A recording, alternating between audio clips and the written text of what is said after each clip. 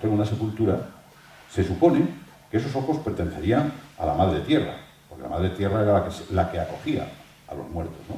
Los deshacía, descomponiéndolos, y después conseguía con esos restos, con esa energía que recuperaba, conseguía crear nueva vida. La Madre Tierra es una gran paridora y una gran devoradora.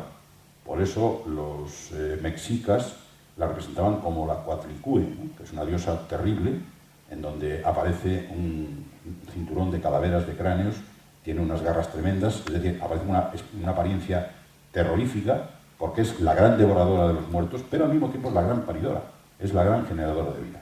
Bueno, pues aquí tenemos estos dos ojos. Como veis, encima están las pestañas, perdón, las pestañas, las cejas, las cejas, aquí, unidas aquí, lo cual indica que esta mirada fija y obsesiva es la mirada terrible de la Madre Tierra, la mirada terrible que veremos después en otras revoluciones, ¿no? Pero también nos parece, y es así, nos parece el Sol. Una característica constante en la cerámica de los Millares es la aparición continua permanente del Sol, de signos como este.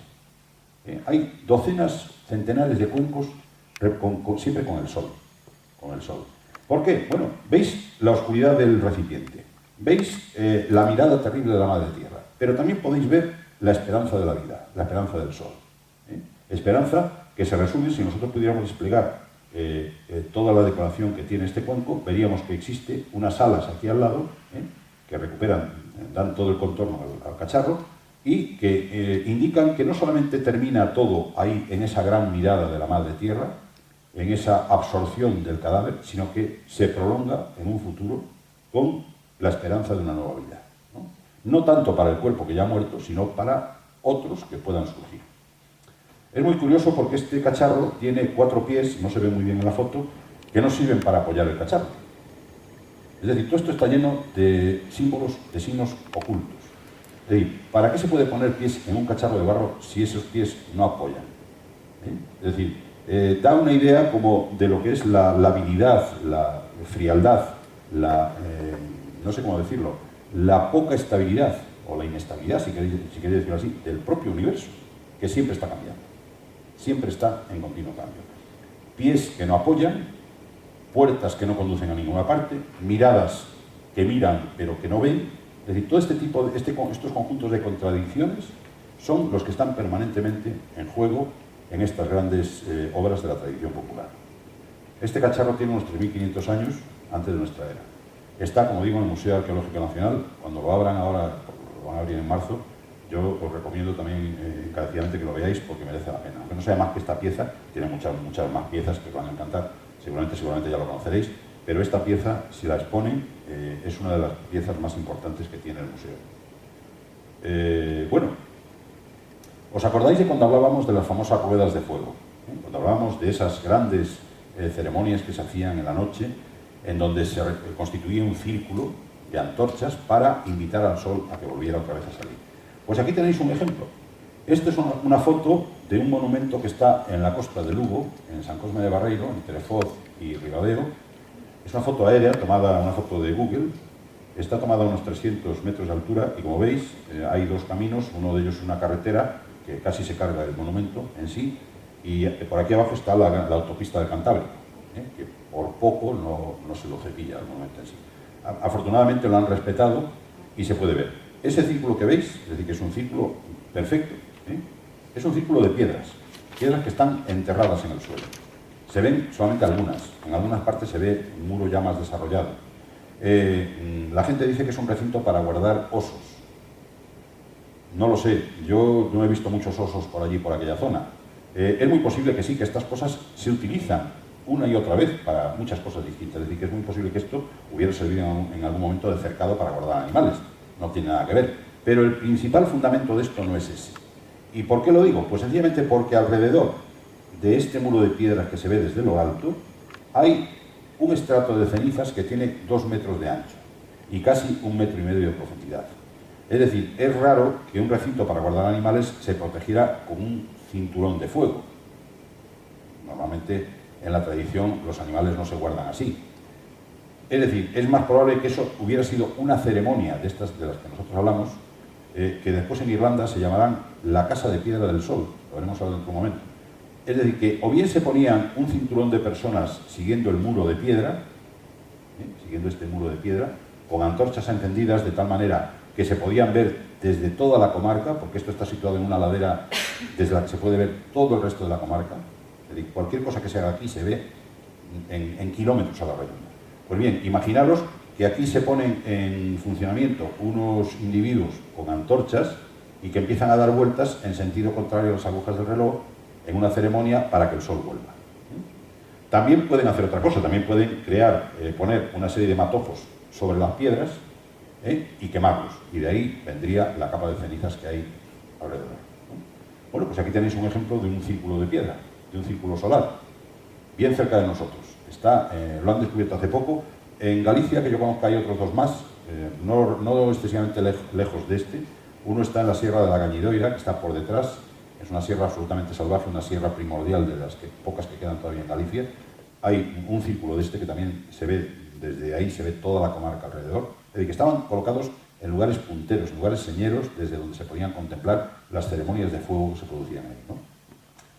Bien, aquí tenéis lo que se llama la Casa del Sol, la Casa de Piedra del Sol. Es un monumento irlandés que, como veis, obedece a las mismas características. Tiene un camino de ronda alrededor, que es por aquí, y es lo mismo, es la misma historia. Se llama exactamente así, Casa de Piedra del Sol. No me atrevo a decirlo en gaélico porque no lo pronunciaría bien seguramente. Y como veis, fijaros la vista que tiene esto. Es decir, la perspectiva que tiene. Cualquier ceremonia que se produzca aquí, con antorchas, se ve en toda la comarca.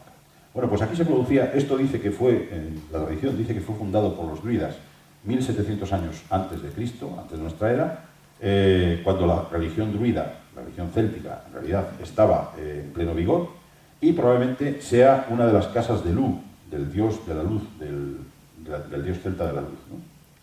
Y vamos, aquí lo tenéis, ya veis que la estructura es bien fija y bien clara, ¿no? Lo que priva ahí fundamentalmente es la periferia, es lo que sería la circunferencia, o el círculo, si lo queremos decir así, y la parte interior pues está vacía, está como un cascarón, porque las ceremonias se celebraban por aquí. Y como veis aquí hay distintos niveles, de tal manera que se podía subir de unos a otros niveles con las antorchas encendidas para crear una especie de torbellino de fuego que se vería probablemente desde muy lejos, en una ceremonia que los druidas tenían ahí para sus fines, ¿no? Bueno, este es un círculo que está en Castrolandín, en la provincia de Pontevedra, es un círculo lítico gallego, que probablemente lo único que nos quedan son estos breves restos, porque ha sido pillado y saqueado brutalmente para construir toda la casa de los alrededores. Allí, como veis, hay un dolmen, allá arriba, y todos estos monumentos megalíticos están relacionados unos con otros. Siempre están o los unos a la vista de los otros, o están implicados o imbricados en algún tipo de comunicación, ¿no? A través de los petroglifos que haya por ahí por la zona, o de otras cosas, ¿no? Este, como veis, es un círculo de piedra. Ahí está la excavación que están haciendo para tratar de datar un poco esta especie de monumento. A ver si no me pasa de tiempo, pero bueno. Bueno, me avisa, me das un toque, porque yo tengo tendencia a enrollarme. Bueno, entonces, mirad, esto es otra cosa muy interesante que he cogido de un libro de un arqueólogo que se llama Sobrino. Estos son los tipos de círculos que aparecen en los petroglifos de toda Europa. Es decir, como veis aquí, estos de aquí aparecen en Galicia, estos son signos solares, es decir, son representaciones del sol. Como veis, desde la más sencilla, que es un simple, la hemos visto ya varias veces, ¿verdad? Por ahí en los anteriores, aparece una circunferencia con dos diámetros perpendiculares que cruza, y esto es quizás el signo más sencillo del sol. Este es un poquito más complicado, porque tiene ya 4 puntitos que lo identifican un poco más. Aquí esto es un esquema ya más complicado, la esfera, la primera representación rodeada del círculo exterior. Aquí, como veis, ya se van combinando, ¿no? Los distintos motivos se van combinando de los más simples a los más complejos, ¿no? Aquí ya hay una unión entre, como esto describiría una especie de transición solar, probablemente. Y como veis, ya esto ya es más complejo. Esto es en Galicia, toda esta primera línea de aquí es en Galicia. Como veis ya, una cosa que quiero comentar, es curiosa la transición que hay entre lo circular y lo cuadrangular. Después hablaremos de la cuaternidad, hablaremos de la circularidad, que son dos temas que se complementan el uno con el otro, que salen uno de otro. Aquí lo tenemos bien claramente expresado. ¿Veis cómo el primer ciclo... Bueno, vaya por Dios. A ver, me voy para atrás. Ahí. Vemos que el primer ciclo, este de por aquí, se va haciendo cada vez más cuadrado. Se va como si hubieran limado las esquinas de alguna manera y se fuera transformando en algo cuadrado. Y aquí, como veis, hay dos grandes cuadrados, dos grandes círculos solares que están relacionados por una serie de líneas. Todo este lenguaje no lo comprendemos, ha desaparecido su sentido para nosotros, no podemos más que lucubrar acerca de lo que quiere decir, ¿no? ¿Qué es lo que querían decir estas personas cuando hacían signos como estos? No lo sabemos. Probablemente describirían transiciones solares, describirían actos relacionados con el Sol. Fijaros este, por ejemplo, bueno, otra vez. Este, por ejemplo, que es una cruz, una simple cruz. Este, según Pierre de Chelet, que es un investigador francés de estos temas, es uno de los antecedentes de la esvástica. Como veis, es una simple cruz, como una cruz griega, pero con los bordes, los extremos de los brazos engrosados que poco a poco se irían desarrollando en sentido de estrogiro o sinistogiro para dar lugar a las esvásticas, ¿no? Veis, por ejemplo, todos los signos de Galicia y de Portugal, que están por aquí. Aquí veis, por ejemplo, signos de Irlanda, veis cómo vuelven a aparecer, son signos comunes. Normalmente los signos del megalitismo, como el megalitismo es un fenómeno cultural que comprende grandes áreas de la costa atlántica europea, pues no es de sorprender que se repitan los signos una y otra vez en lugares tan alejados como Noruega, por ejemplo, los países escandinavos, como veis aquí, y Galicia, ¿no? O incluso África, porque toda esa zona era la zona de la antigua cultura megalítica. Aquí tenéis signos en Alemania, como veis son muy sencillos, en Suiza, en África. En África ya veis, aquí hay uno un poco más elaborado, ¿no? Con esta especie de rayitas aquí que tratan de responder al Sol en movimiento. No representan los rayos del Sol, representan normalmente al Sol en movimiento, cuando el Sol se mueve.